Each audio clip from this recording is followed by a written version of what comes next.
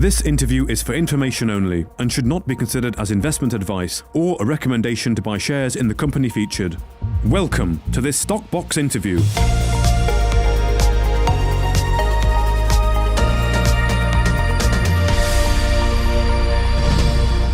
Joining me on Stockbox today is Rob Scott, the Executive Director of Anglo-African Agriculture. Hello, Rob. How are you?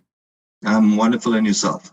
Very good, thank you, Rob. Now, we spoke not so long ago when you were giving us a bit of an update of what the company are all about and where you're going. And today you have released a corporate update RNS where it generally reads quite good, doesn't it? Everything seems to be on track. Is that right?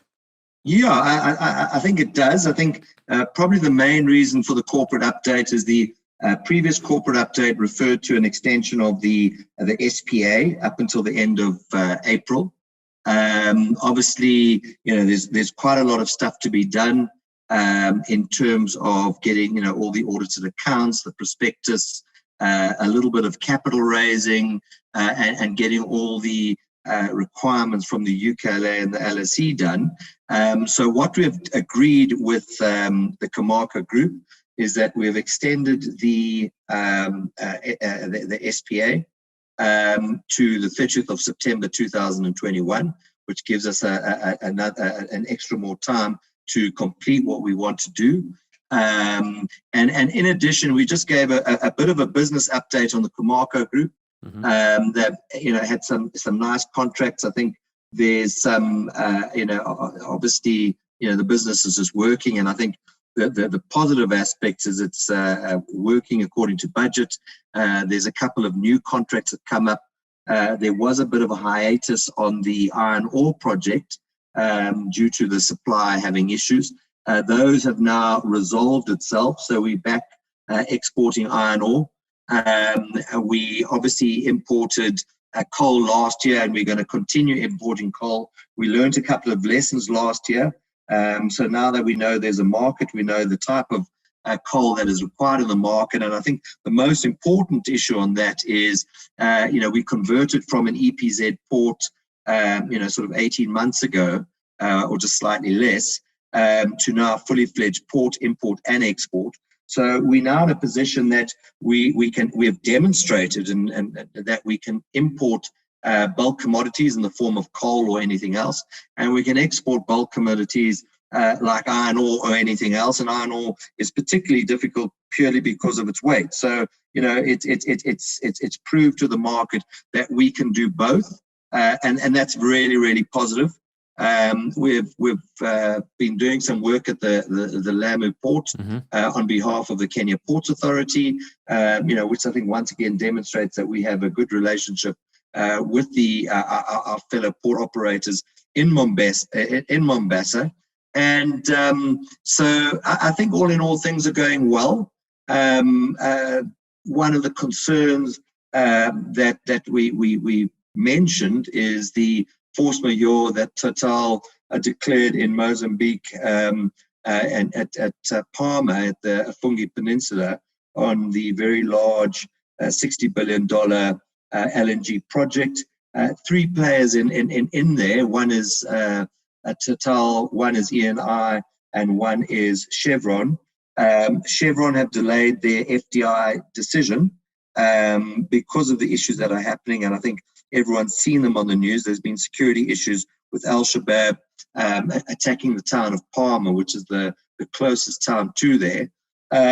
So I think it's certainly putting a delay on the project, bearing in mind the intention of Mozambique was to be one of the largest gas producers in the world in 5 years' time, which puts them in a very powerful position. So I do think it's a delay. I don't think it's a cessation of the project. ENI is still carrying on. They're actually offshore, whereas Chevron and Total are onshore. So the project is still going on. I just think they've got to get their security sorted out. SADC was going to meet yesterday, but the president of SADC was in isolation due to COVID. But the intention, certainly what the press has told us, is the intention of SADC is to put 2,000 troops on the ground and 1,000 troops in support in short thrift to actually assist in getting the security in the region more stable, which hopefully will mean that Total come back. And that's it's good for us. It's not critical for us. It's certainly the cherry on the top there. So obviously we thought it appropriate to announce it, but it's not something that is going to have a negative effect on our business because we really haven't budgeted much for it. I mean, we didn't buy any equipment for it. So I think we're in a fortunate position that we haven't invested in the project. We were waiting more to get the contracts and then get the equipment, which I think was a very wise decision. And we'll continue on that strategy. Okay, so aside from the issues there, the force majeure in Mozambique causing delays to that specific element of the project, everything else is going okay. Workers continue. Turnover is increasing. You've got the regular iron ore shipment. You've got one of your contracts there to carry equipment for cargo, and of course, how's the bridge development going as well? That you mentioned. The bridge is going actually incredibly well. That's with Fujita. So that's we helping with our barges and our excavators do the pilings for the bridge. So that's continuing as is, and I think there'll be more work with Fujita. So I mean, there's plenty of work, and I think certainly. There's absolutely no doubt that the macroeconomic issues within Africa and within the world, to be honest with you, certainly from a commodity point of view, sort of Goldman Sachs and a lot of the American banks have indicated that they see a commodity super cycle, and that actually works particularly well with us because your commodities move out the continent. And more goods come into the continent. So it actually works for us. And obviously the improvement of infrastructure becomes an issue. So we're quite bullish on the macroeconomic issues that, we will start getting hopefully meaningful improvements in our annual sales. Okay, that's good to hear. And then just regarding the conclusion of the RTO, how's that going? Look, like anything, it's a process, not an event. There's a couple of items that we're working in parallel. There's certain items that are completely binary. So all hands are on deck. Things do take a little bit of time. COVID hasn't helped because of the lack of travel. So as an example, we're finishing certain of the numbers and certain of the financial issues within Kenya, but Kenya's closed down for COVID. So, a lot of the finance people, I'm a finance person by definition, can't get there because they've closed down.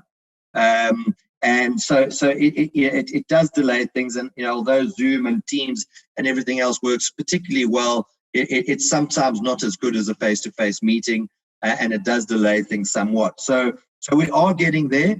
We're talking to banks with regards restructuring our existing funds. We're obviously talking to various brokers and various investors in terms of putting funds in.